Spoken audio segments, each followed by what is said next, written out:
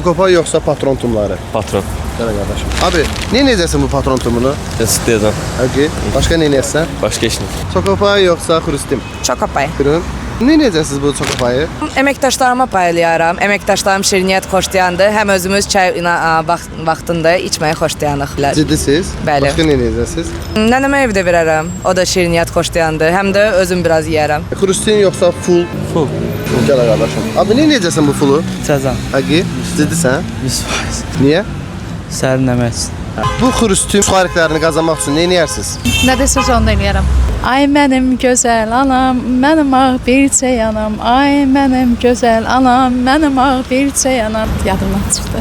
Allah ömür versin. Sağ olun. Sağ olun bütün analara, valideynimizə, onların içində valideyn gözəl şeydir. Ana-ata evdə böyük, yaxşı şeydir. Çalışaq hamı, bütün övladlar valideynin qədrini bilsin. Çox Nə sağ olun. edəcəksiniz bunu? Qardaşım uşağına verəcəm. Həqiqi? Bəli, adı Poladdır, 9 yaşı var. Bu arada hər altı bazar olduğu kimi Qarabağ bölgəsinə və Azərbaycanın digər rayonlarına turlar təşkil edirəm. Siz də məndən səyahət etmək istəyirsinizsə, canlı musiqi ilə bir yerdə mənə müraciət edə bilərsiniz. Təşəkkür edirəm, çox sağ olun.